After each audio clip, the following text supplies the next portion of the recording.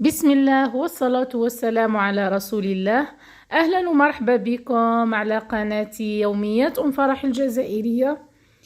طبق اليوم هو وصفة تقليدية معروفة عند الجميع اللي هو تليتلي.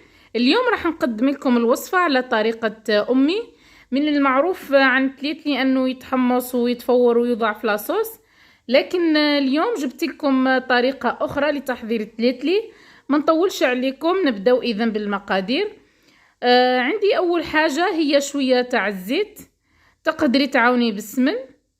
وعندي تاني طرف الدجاج ولا اللحم، كل واحد حسب الكمية اللي تكفي فرد العائلة ديالو. وعندي كذلك حبة طرشي، وهنا عندي حبة بصلة كبيرة كنت رحيتها من قبل. وهنا ثاني عندي طماطيش كنت مخبيتها من قبل في الكونجيلاتور. نجول التوابل، عندي هنا الثوم وراس الحانوت والملح والعكري. وهنا عندي شوية حميصة مشمخة، وعندي قيس مغرف ونصف طماطم مصبرة. وهنا حبة بطاطا كبيرة كنت قسمتها على 4.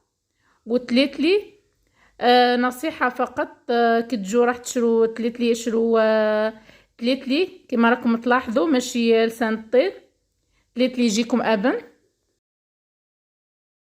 هنا نوضعو في لاكوكوط الزيت والدجاج وحبة فلفل حلو يتقلاو مليح. راح تقولوا لي علاش الفلفل الحلو ولا الطرشي؟ لانه يضيف لي طعم رائع كيف نقلو به، ونحب نستعمله خاصة في الاطباق التقليدية. بعد نوضعوا البصل وليزيبيس والثوم والطوماطيش، نخلوهم يزيدوا يتقلاو مليح على نار تكون من متوسطة الى هادئة. زدت طماطم مصبرة كما راكم تلاحظوا، وزدت شوية ماء باش ما تتحرقش لاصوص، وزدت الحميصة. وراح نمرق مباشرة بالماء السخون، ما تكتروش الماء، قيس ما يتغطى الدجاج. من بعد نغلقوا على لاكوكوط وحتى يطيب الدجاج اللي عندنا. والآن نبداو تليتلي. أول حاجة عندي قدرة فيها الماء يغلي، ضفت عليه من قبل الملح والزيت. هنا نضيف تليتلي على الماء اللي يغلي ونخلطوه كما راكم تلاحظوا. المدة اللي نخلو فيها تليتلي يغلي من 5 إلى 6 دقائق، من بعد نصفوه مباشرة. وهذه الطريقة ما تخافوش منها. وهنا بعد ما صفيناه ما نخلوش في الكسكاس باش ما يتعجنش، نوضعوه مباشرة في الجفنة كما راكم تشاهدوا.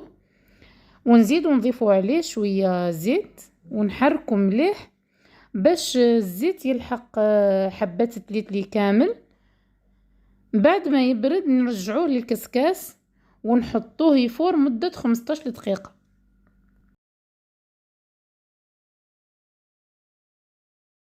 بعد ما فتحت على لاصوص نجيبو موس ندخلو في الدجاج نشوفوه اذا كان طاب.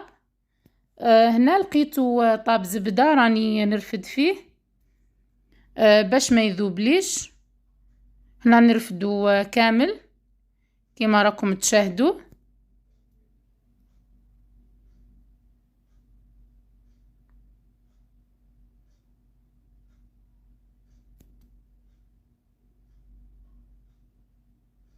وبعد ما طلعت الدجاج كامل من لاصوص نوضع حبة البطاطا اللي كنت قسمتها على 4 من قبل، ونضيفه فلفل احمر، ما حبيتش نحله باش ما تجينيش الماكله بزاف حاره.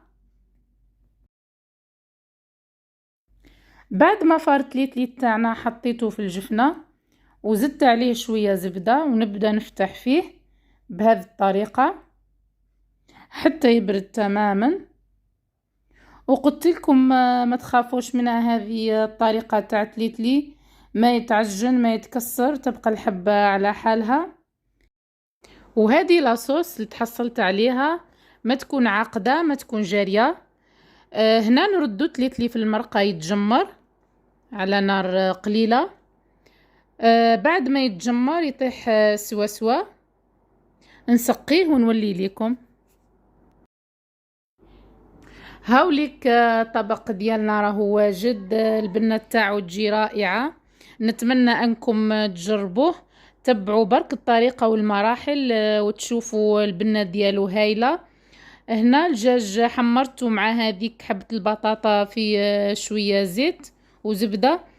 هذه هي وصفة التليتلي. اذا ان شاء الله عجبتكم، ونقولكم ما تنسوش تشاركوا في القناة وتفعلوا زر الجرس حتى نوافيكم بالجديد.